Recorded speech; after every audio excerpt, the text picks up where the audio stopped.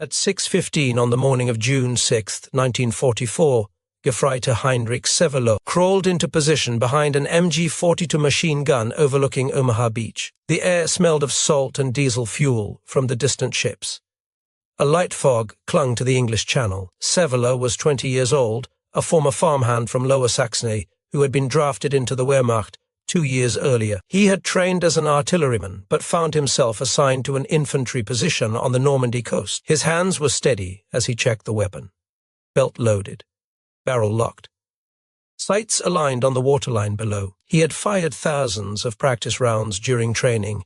He had never fired at a human being. Below him, hidden in the pre-dawn darkness, the largest invasion fleet in human history was approaching the coast of Normandy. More than 5,000 ships, 11,000 aircraft, 156,000 soldiers. The Allied forces were about to attempt the most ambitious amphibious assault ever undertaken. Severloh's position was designated Widerstands Nest 62, a concrete bunker built into the bluffs above the sand. The Germans called these positions resistance nests. They were designed to create interlocking fields of fire that would turn any beach landing into a slaughter. Severloh's bunker sat approximately 40 meters above sea level. He had a clear field of fire across the entire eastern section of Omaha Beach, nearly 2,000 meters of open sand. His weapon was loaded with belted 7.9 2mm ammunition, standard German infantry cartridge, the same round the Wehrmacht had used since the turn of the century. Severloh had thousands of rounds stacked in metal boxes beside his position. His assistant gunner was ready to feed belt after belt into the weapon. The landing craft appeared at dawn, grey shapes emerging from the grey sea. Severloh could hear the drone of their engines mixing with the crash of waves. On the beach, he watched through binoculars as the craft approached. He could see the soldiers packed inside, standing in rows, waiting for the ramps to drop. The first ramps fell at approximately 6:30. American soldiers spilled into the surf. They were carrying 60 pounds of equipment each. They waded through water that was often chest deep. They were completely exposed. There was no cover on the beach, no protection from the guns above. Severloh pulled the trigger. The MG-42 erupted with its distinctive sound, a continuous, tearing roar that was unlike any other weapon on the battlefield. At 1,200 rounds per minute, individual shots were indistinguishable. The gun simply screamed. What happened over the next 9 hours would earn Severloh the nickname the Beast of Omaha. But the weapon that made it possible had a story that began years earlier, in a factory that had nothing to do with warfare. The MG-42 was not designed by weapons experts. It was not built by a prestigious arms manufacturer with generations of experience. It was created by mechanical engineers who knew nothing about machine guns, working in a company whose primary product was sheet metal lanterns. The factory was located in a provincial Saxon town that most Germans had never heard of. The lead designer had never fired a weapon in combat. He had never served in the military. He was an expert in manufacturing processes, not in killing. And yet his creation became the template for nearly every general-purpose machine gun that followed, including weapons still in service with armies around the world today. More than 80 years after it first appeared on the battlefield, direct descendants of his design are carried by soldiers on every continent. This is the story of how a manufacturing innovation that saved roughly $100 per weapon changed the way wars are fought. This is the story of the MG-42. The problem began with the MG-34. In 1934, the German military introduced what they called the Einheitsmaschinengewehr, the universal machine gun. The concept was revolutionary. Previous military doctrine maintained separate categories for different machine gun roles. Light machine guns were portable weapons carried by infantry squads for mobile operation. Heavy machine guns were crew-served weapons mounted on tripods for sustained fire from fixed positions. Aircraft machine guns were specialized designs optimized for aerial combat. Anti-aircraft guns had their own requirements. The German planners proposed something different. They wanted a single weapon that could serve all these roles. One gun that could be carried by infantry with a bipod, mounted on a tripod for sustained fire, installed in vehicles and aircraft, and used for anti-aircraft defense. One design, one training program, one logistics chain.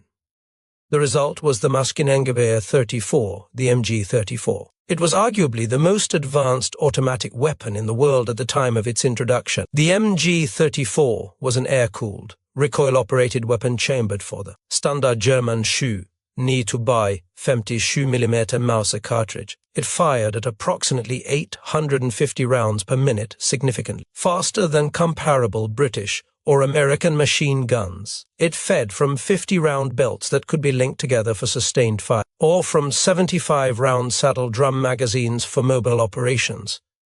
The weapon featured a quick-change barrel system. A trained gunner could swap barrels in under 15 seconds, allowing sustained fire without overheating. The sights were adjustable for range and windage. The trigger mechanism allowed both semi-automatic and fully automatic fire. Most importantly, the MG34 could adapt to multiple roles through different mounting systems. On its integral bipod, it served as a light machine gun. On the Lafette tripod, it became a medium machine gun capable of accurate fire at ranges exceeding 1,000 meters. Special mounts allowed it to be installed in tanks, armored vehicles, and aircraft. The German military was proud of the MG34. They believed it gave them a significant advantage over potential enemies. In many ways, they were correct. But the MG34 had a critical flaw that would not become apparent until Germany began preparing for a major war. The weapon was extraordinarily difficult to manufacture. The MG34 was a machinist's weapon. Nearly every component required precision machining from solid steel billets. The receiver was milled from a single block of high-grade steel.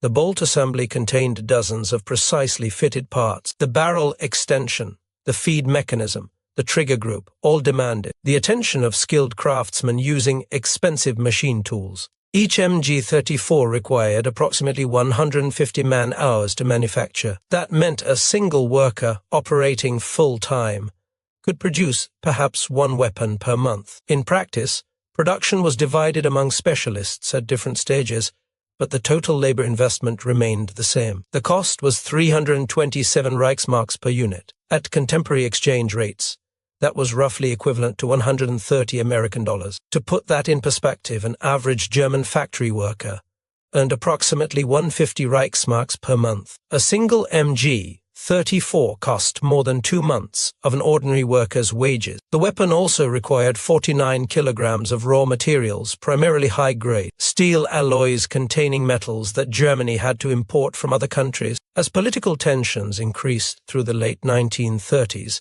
access to those materials became increasingly uncertain. Most critically, the MG34 demanded skilled labor that was in short supply. Germany had excellent machinists and toolmakers, but their numbers were finite. Every machinist working on MG34s was a machinist not working on aircraft engines, tank components, artillery pieces, or any of the 1,000 other precision parts that modern military equipment required. The Wehrmacht recognized the problem. Staff planners calculated their machine gun requirements and compared them to production capacity.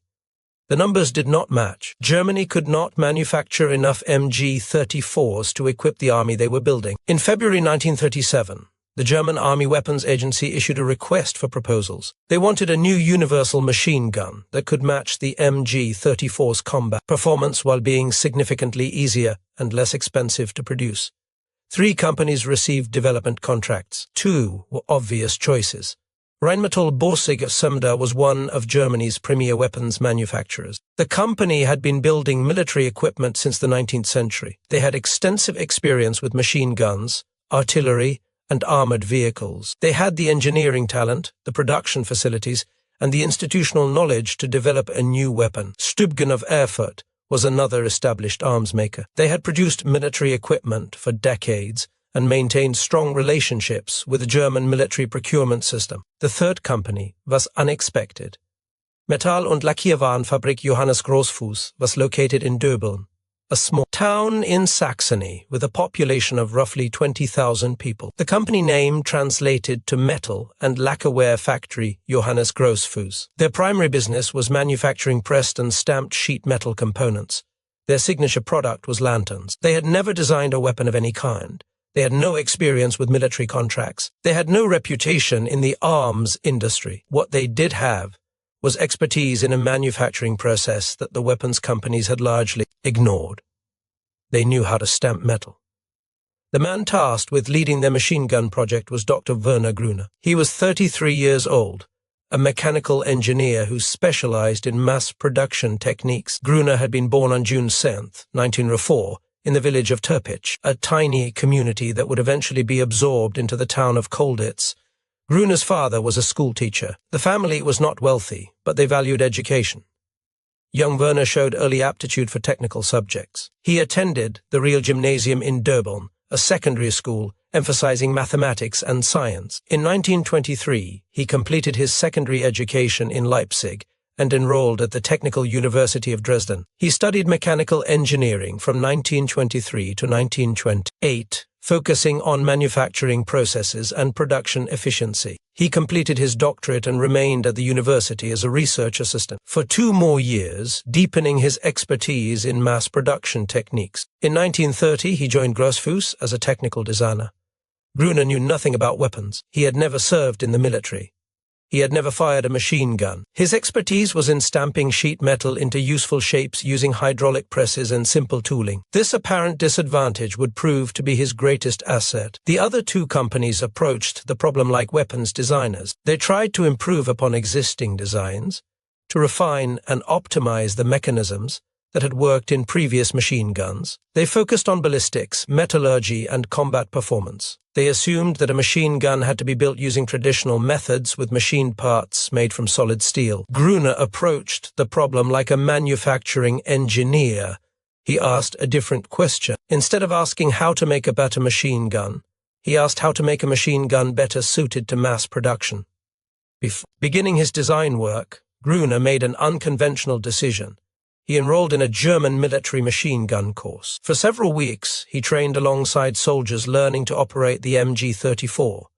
He fired thousands of rounds. He learned how gunners carried their weapons, how they set up firing positions, how they fed ammunition belts, how they changed overheated barrels. He paid attention to things that traditional weapons designers might overlook. How did soldiers maintain their weapons in the field? What parts broke most often? What procedures took too long? What could go wrong during combat? He talked to experienced gunners about their frustrations with the MG-34. They told him about sensitivity to dirt and dust. They complained about parts that were difficult to replace. They described situations where the weapon had failed them when they needed it most. Then Gruner returned to Döbeln and started designing from first principles. Traditional machine guns used precisely machined parts made from solid steel billets. A skilled machinist would start with a block of high-grade steel and carefully remove material until the desired shape emerged. The process was slow, expensive, and required craftsmen at every stage. It also wasted enormous amounts of steel. Much of the original billet ended up as metal shavings on the machine shop floor.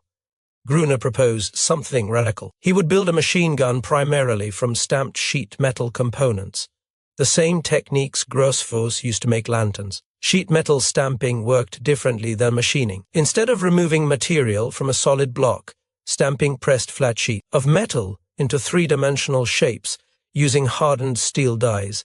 The process was fast. A hydraulic press could form complex shapes in seconds. The parts required minimal finishing. They could be produced by relatively unskilled workers following simple procedures. Stamped parts also used material more efficiently. There was little waste. A flat sheet went in, a finished component came out. Nearly all the metal ended up in the final product, and stamped parts were surprisingly strong. The stamping process compressed and work hardened the metal, increasing its strength. A properly designed stamped component could be stronger than a machined equivalent made from the same grade of steel. The weapons experts were skeptical. They believed that a stamped metal machine gun would be flimsy, unreliable, and prone to failure under the stress of rapid fire. They pointed out that the forces involved in automatic weapons were enormous. Thousands of pounds of pressure, repeated hundreds of times per minute.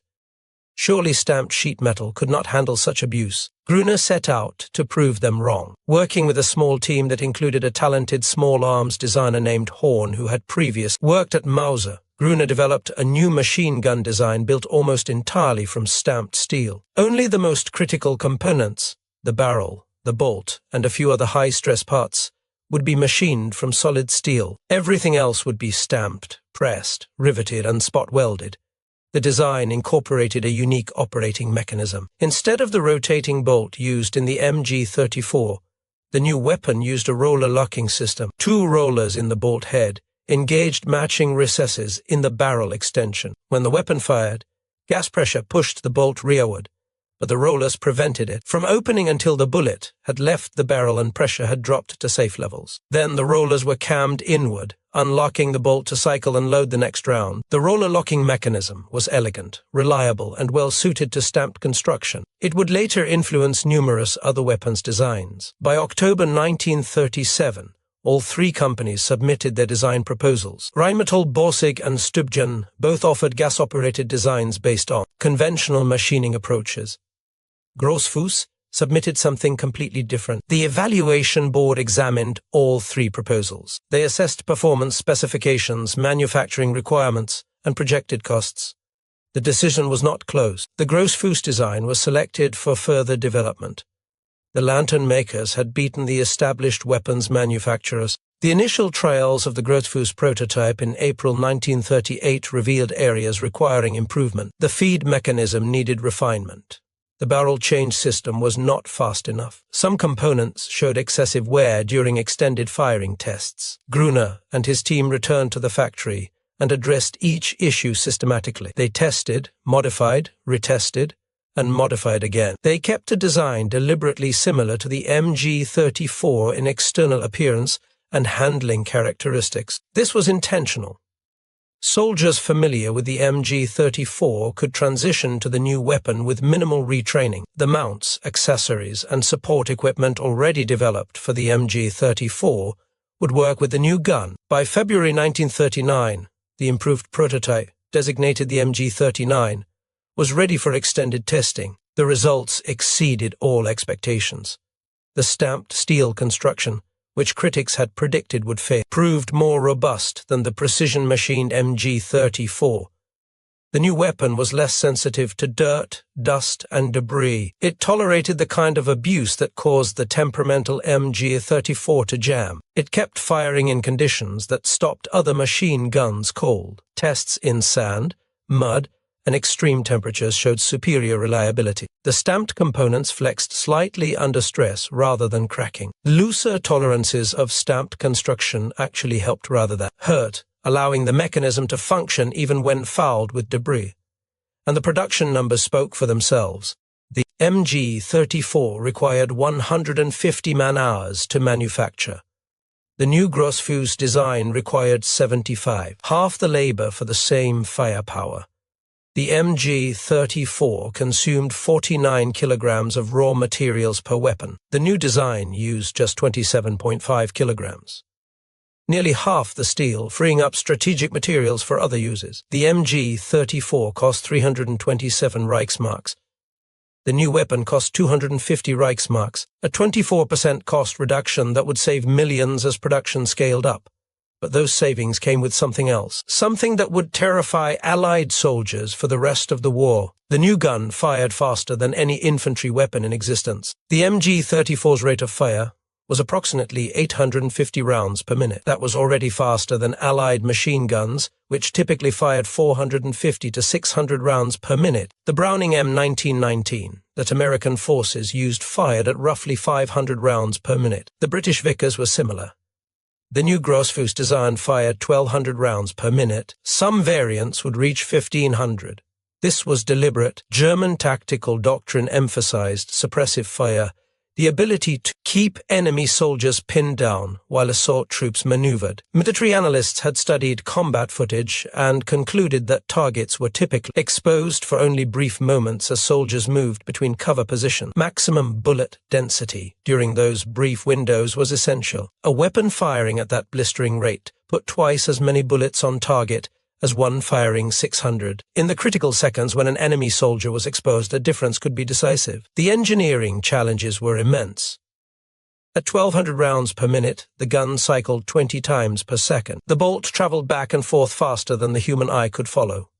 Enormous forces were generated and absorbed with each cycle. The barrel heated rapidly from the continuous friction of bullets passing through at high velocity. Gruner and his team solved each problem methodically. They designed a quick-change barrel system that allowed a trained gunner to swap barrels in under 6 seconds. A lever on the side of the receiver unlocked the barrel. The gunner wore an asbestos glove to grasp the hot barrel and pull it free. A fresh barrel slid into place and locked automatically. With practice, Gunners could change barrels without interrupting their observation of the battlefield. They developed a feed mechanism that pulled ammunition belts smoothly and reliably at the extreme cycle rate. The feeding system used a roller-driven arm inside the receiver cover that moved back and forth with each cycle, advancing the belt one round at a time. The mechanism was so reliable and efficient that it became the template for numerous future designs. They engineered a weapon that could sustain fire rates that would have destroyed any previous machine gun. Where other weapons would overheat, jam,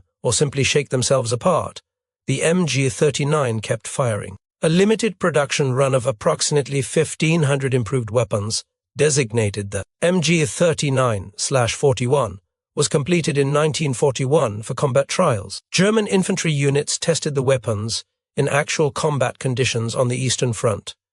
The reports were enthusiastic. Soldiers loved the new gun. It was lighter than the MG34. It was more reliable. It was easier to maintain, and the rate of fire was devastating. In early 1942, the German military officially accepted the design for full production. Manufacturing contracts went to Grossfuss, Mauserwerke, Gastloffwerke, Steyr Daimler Puch, and others. The weapon entered production as the Maschinengewehr 42. The MG42. In May 1942, the MG42 saw its first significant combat action. The German Afrika Korps deployed the new weapon during the Battle of Gazala in Libya. British troops encountered something they had never experienced before: a machine gun that sounded like nothing else on the battlefield. The human ear cannot distinguish individual shots at that cyclic rate. The brain cannot process 20 discrete sounds per second. Instead of the familiar rat-tat-tat of conventional machine guns, the MG42 produced a continuous tearing sound, like heavy fabric being ripped apart. British soldiers said it sounded like cloth ripping. Others compared it to a buzz saw cutting through wood. The nicknames followed quickly. British troops called it the Spandau, a carryover from the First World War, where German machine guns had been manufactured in the Spandau district of Berlin. American soldiers called it Hitler's buzzsaw. Soviet soldiers on the Eastern Front called it the Linoleum Ripper because of the way the sound reminded them of flooring being torn up. German troops had their own names. They called it the Knochensäge, the bone saw, for the damage it inflicted on human bodies. They called it the Hitlersäge, Hitler's saw. They called it the Singende Säge, the singing saw, for the distinctive pitch of its firing. By mid-1942, the MG42 was being deployed on all fronts. Production ramped up with impressive speed. German factories produced 7,915 G42s in 1942, a partial year of production. That number jumped to 116,725 in 1943. In 1944, even as Allied bombing intensified, production peaked at 211,106 weapons. In the final months of the war, with Germany's industrial base collapsing, factories still managed to produce 61,877 AG42s in 1945. By the war's end, more than 400,000 MG42s had been manufactured. Despite the intention to replace the MG34 entirely, both weapons remained in production throughout the war. The MG34 continued to serve, particularly in roles where its ability to use drum magazine was useful, but the MG42 became the signature German infantry weapon of the conflict. The psychological impact on Allied soldiers was severe. The sound alone was terrifying. Nothing in their training had prepared them for a weapon that screamed continuously instead of chattering in bursts. Veterans later described the visceral fear that the sound induced, a gut-level reaction that was difficult to control through discipline alone. But the reality was worse than the sound suggested. At that blistering cyclic rate, a sustained engagement lasting 30 seconds put more than 600 bullets into the beaten zone. Against exposed infantry, the results were catastrophic. The weapon reshaped German infantry tactics, while American and British doctrine emphasized the individual rifleman as the primary infantry weapon. With machine guns providing support, the Wehrmacht built its squads around the machine gunner. German tactics placed the MG42 at the center of every engagement. Riflemen served primarily to carry ammunition, protect the gun crew, and finish off enemies that the machine gun had suppressed. A typical MG42 crew consisted of 6 men.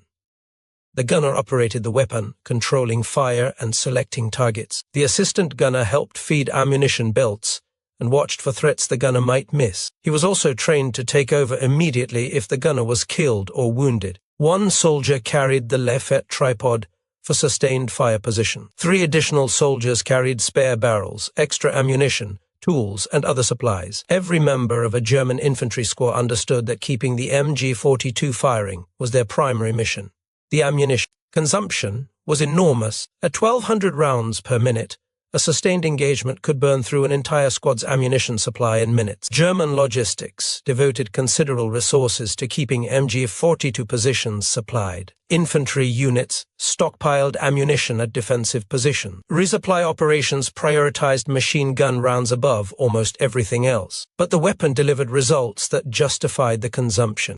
In defensive positions, a single MG42 could dominate open ground for hundreds of meters in every direction. In offensive operations, the gun provided suppressive fire that pinned defenders in place, while assault teams maneuvered to flanking positions. On the Eastern Front, where distances were vast and cover was often scarce, the MG42 proved particularly devastating. Soviet infantry attacks frequently ran into walls of automatic fire that shattered assault waves before they could close with German positions.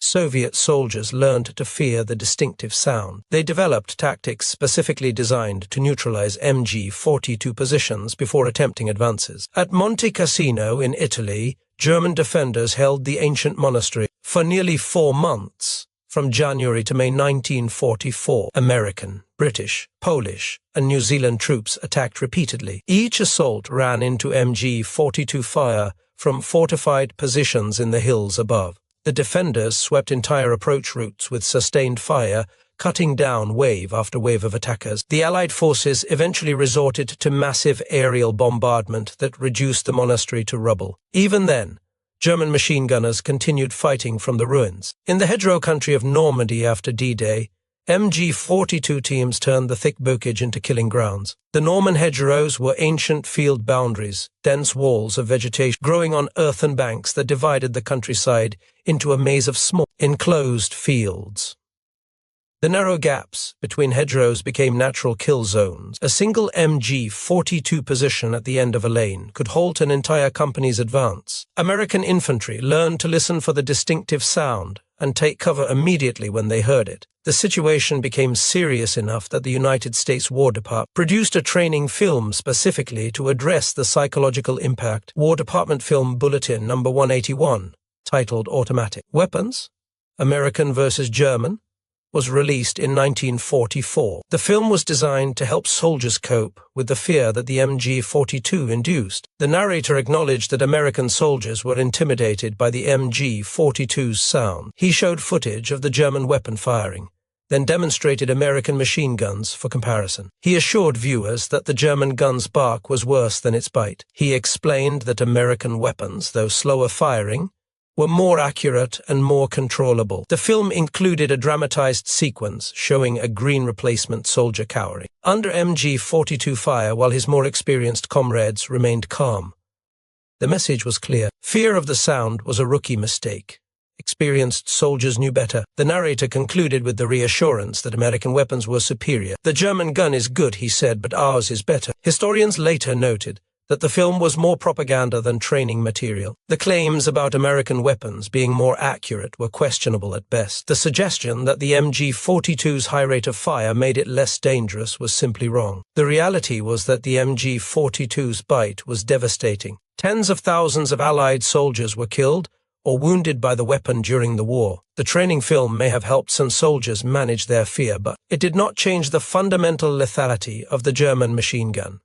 On June 6, 1944, Heinrich Severloh demonstrated exactly what the MG42 could do in the hands of a determined gunner with a clear field of fire. Severloh began firing as the first landing craft approached Omaha Beach. He fired in controlled bursts of 6 to 8 rounds, sweeping the waterline where American soldiers struggled through the surf. He watched through the weapon's sights as men fell. He kept firing. His assistant gunner fed belt after belt into the weapon. When the barrel grew too hot, they changed it. Severloh had several spare barrels ready. When one ammunition supply ran low, soldiers brought more from storage deeper in the bunker. The American soldiers on the beach had no effective way to respond, They were wading through water. They were carrying heavy equipment. Many had been seasick during the crossing and were weak and disoriented. Their rifles were often waterlogged and inoperable. The artillery and naval gunfire support that was supposed to suppress German positions had largely missed its targets. Sevelo fired for hours. He later recalled that he stopped thinking of the shapes on the beach as men. They became targets, abstract shapes, to be engaged and eliminated. The MG-42 made it possible to engage so many so quickly that the human mind retreated from the horror of what was happening. By his own account, Sevelo fired approximately 13,500 rounds of machine gun ammunition during the battle, along with 400 rounds from his rifle, when the machine gun needed barrel changes or reloading. American casualty estimates for Omaha Beach exceeded 2,000 dead and wounded on D-Day alone. German records and post-war analysis indicate that Sevelo's position was responsible for a significant portion of those casualties. Whether his personal claim of killing or wounding over 1,000 Americans, possibly as many as 2,000, is accurate remains debated by historians.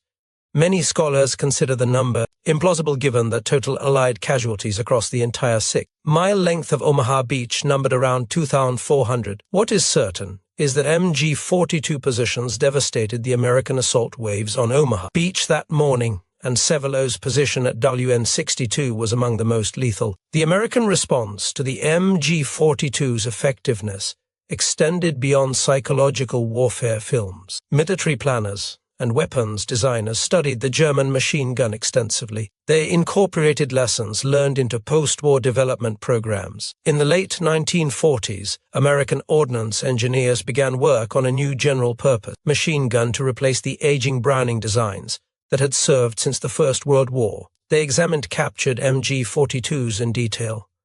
They stripped the weapons down to their component parts. They measured, weighed, and tested every piece. They fired thousands of rounds through captured guns to understand their characteristics. The American designers noted several features worth emulating.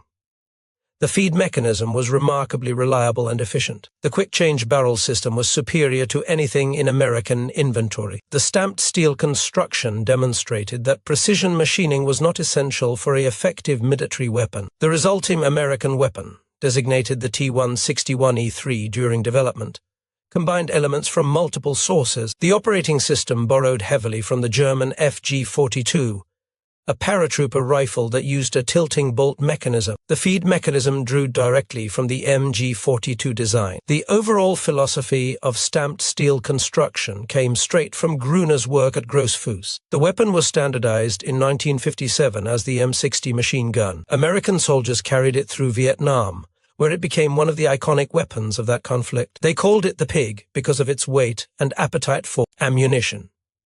The M60 served through the Persian Gulf War and numerous other conflicts, though it had reliability issues that frustrated users and was eventually replaced by the Belgian-designed M240.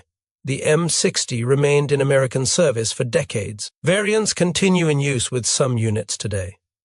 The M60's lineage traced directly back to the factory in Dubel, where engineers who made lanterns decided to build machine guns. The Belgian FNMAG, adopted by the United States as the M240, also owed design debt to the MG-42 concept. The general-purpose machine gun philosophy, a single weapon adaptable to multiple roles, came directly from the German Einheitsmaschinengewehr concept that had produced first the MG-34 and then the MG-42. The MAG's designers explicitly studied German wartime weapons and incorporated lessons learned. The French MAS-52 copied the MG-42's feed system almost directly. The Swiss MG-51 was essentially a refined and improved MG-42. The Austrian MG-74 was a direct descendant. The Spanish Amelie incorporated MG-42 principles into a lighter weapon firing NATO standard ammunition. Yugoslavia produced the MG-42 as the M53, built from captured German machinery and manufacturing documentation that the Soviets had seized at the war's end. The weapon served in Yugoslav armed forces for decades and saw extensive use in the wars that followed the country's dissolution in the 1990s. But the most direct descendant of the MG-42 was German. When West Germany rearmed in the late 1950s as part of NATO, The newly formed Bundeswehr needed a general-purpose machine gun. The decision was almost automatic. Most Bundeswehr officers and senior enlisted personnel were veterans of the Wehrmacht. They had carried MG-42s through the war. They knew the weapon intimately. They trusted it. They did not want some unfamiliar foreign design.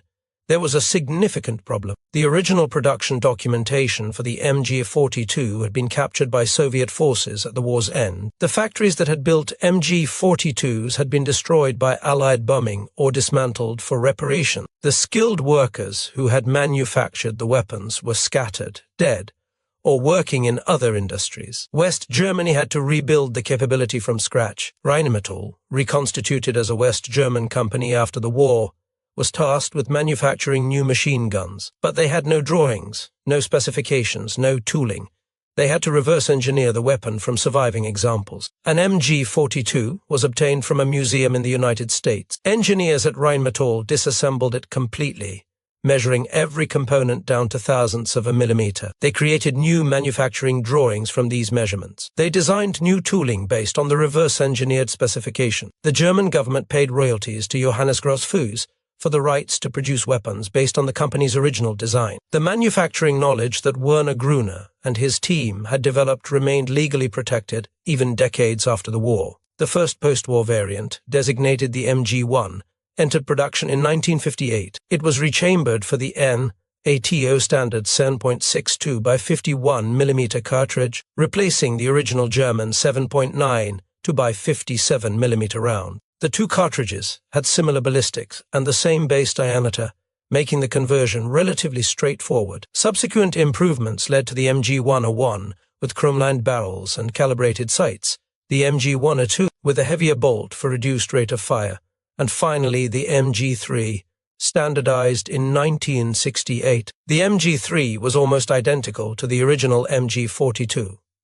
The same stamped construction, the same roller locking mechanism, the same quick-change barrel system, the same blistering rate of fire though adjustable through different bolt weights. Parts between the wartime MG-42 and the modern MG-3 are largely interchangeable. A trained armorer can swap components between weapons manufactured 50 years apart. The MG-3 has been produced under license by Italy, Greece, Iran, Pakistan, Spain, Turkey, and other nations. Over 1 million units have been manufactured worldwide. The weapon has served in conflicts from the Cold War through the present day. More than 40 countries have used variants of the MG-42/MG-3 design. In the 21st century, over 80 years after Werner Gruner and his team submitted their stamped metal prototype, weapons descended from their design remain in active military service worldwide. The German Bundeswehr used the MG-3 as its standard general-purpose machine gun, until it began replacement with the Heckler & Koch MG-5 in the 2020s. Even then,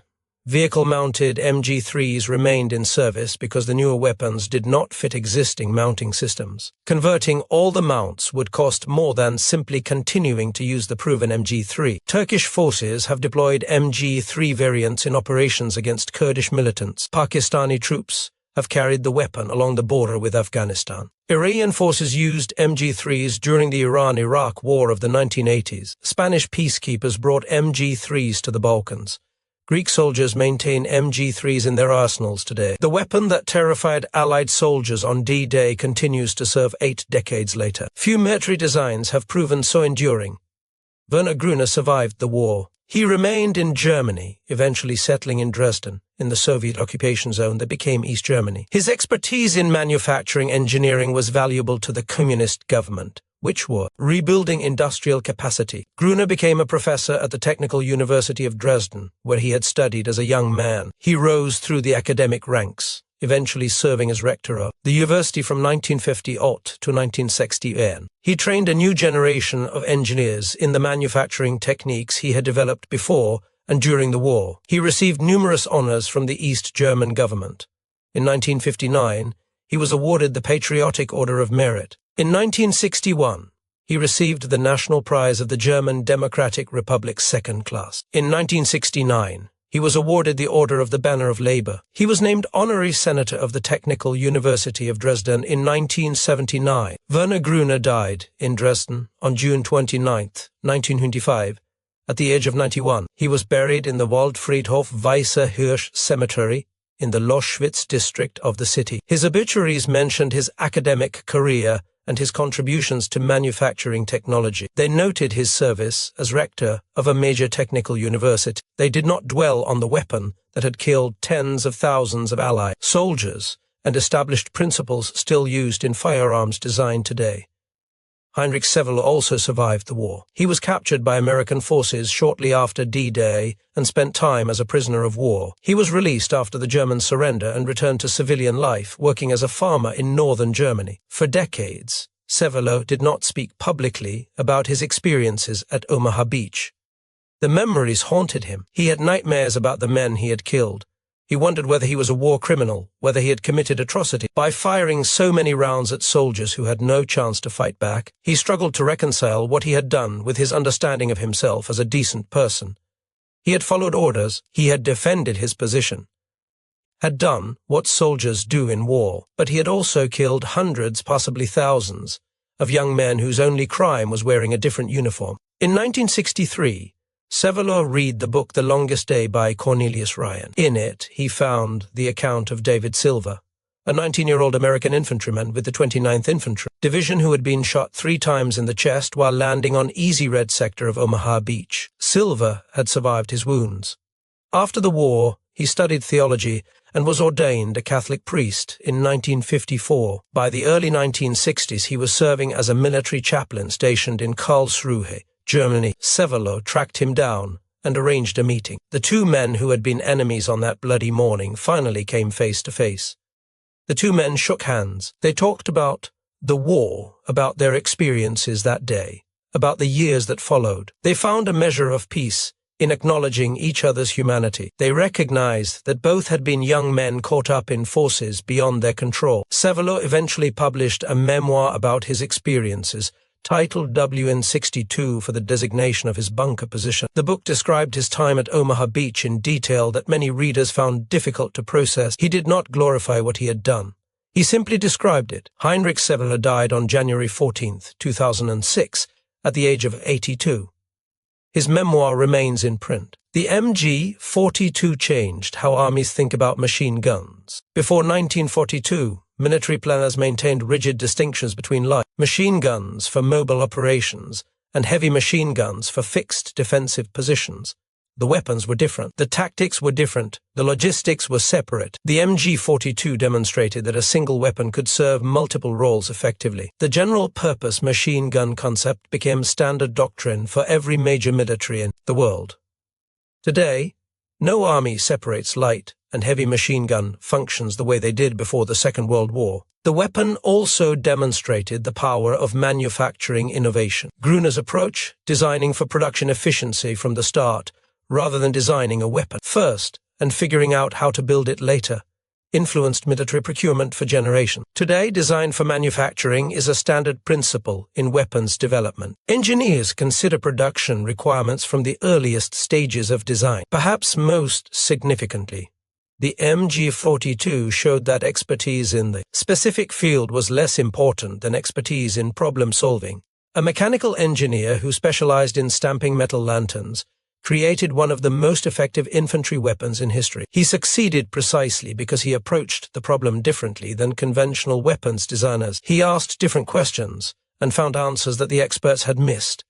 The factories that built MG-42s are gone. The company Johannes Grossfuss no longer exists. The workers who stamped sheet metal into killing machines have passed from living memory. The engineers who designed the weapon, the soldiers who fired it, the enemies who faced it, nearly all are gone now, but their creation endures. Every time a soldier chambers a round in an MG3, every time an M240 opens fire in combat, every time a military planner considers general-purpose machine gun requirements, the influence of the MG-42 persists. The weapon that was designed in a lantern factory continues to shape how wars are fought. That is how innovation happens in warfare.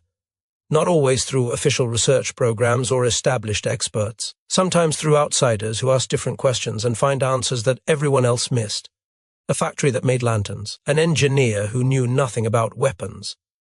A simple idea about stamped metal that saved $100 per gun and ended up killing thousands of soldiers and shaping military technology for nearly a century. The MG42 proved that the best solutions do not always come from the obvious sources. Sometimes they come from people who are too ignorant to know what cannot be done. If you found this story informative, please take a moment to like this video. It helps us share more untold stories from military history. Subscribe to stay connected with these forgotten chapters of the past.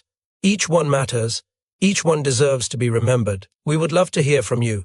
Leave a comment below telling us where you are watching from. Our community spans continents and generations.